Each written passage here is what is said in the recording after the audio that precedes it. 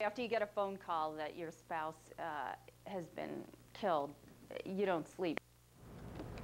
Newly married with a 14-month-old baby, this local woman loses her husband. But it's what she decided to do with her life afterwards. It's not only garnering a lot of attention, but motivating other women as well.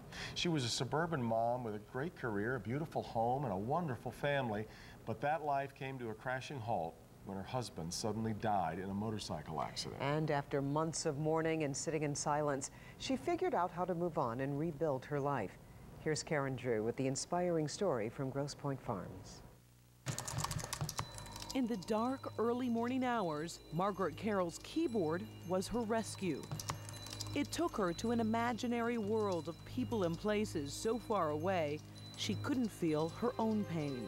I started writing because, again, it was something that I really loved to do. And those hours of 4 a.m. to 7 a.m. when the sun comes up are a terrible time. And I knew I had to do something. Margaret was trying to move on from the pain of her husband Rand's death. Their lives were like a love story. Married in 2000, Margaret got pregnant on their honeymoon. They had a beautiful baby girl. Margaret was a successful international travel writer and then got another traveling job with British Airways as a PR executive. Rand became a prosecutor for the IRS. Weeks after moving into this brick Tudor in Grosse Pointe Farms, her husband went on an out-of-state trip and never came home. Rand was killed in a motorcycle accident.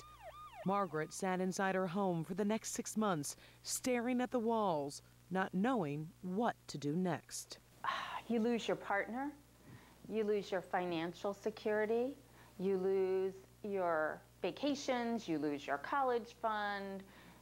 I had to think of another way to support us. So here I was with a career in travel that I couldn't go back to. I had a 14-month-old baby, and I needed to find a new job.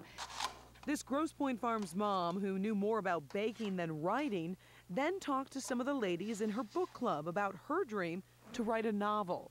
They referred her to a local author.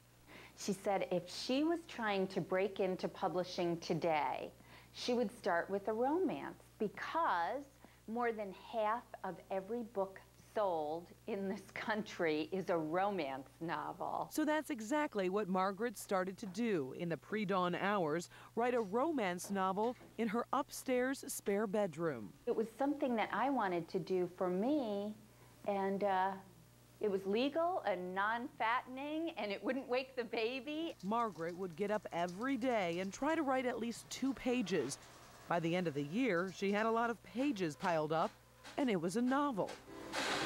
She titled the romance novel Right Match, and it was published.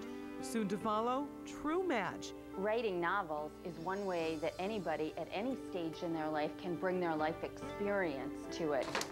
Working from home, this 48-year-old can still take care of her first priority, being a mom. What I love about this is I have flexibility. Go. I can volunteer at school. If she wakes up with an earache or the dog throws up on the rug, I can take care of it. But Margaret is far from reaching her goal. I want to hit a bestseller list. She moved from romance to thrillers, just recently publishing 2 books, Dark Love and Riptide. I'd say this one. While Margaret is busy these days with book signings, she's also working on her 5th book, another thriller. Who knows what's in store for this local mom and author, but one thing she does know, it's important to reinvent yourself from time to time. She says you never know where you can find happiness. A very inspiring woman. If you want to pick up a copy of Margaret Carroll's latest book, Riptide, it just went on sale 2 weeks ago. Karen Drew, Local 4.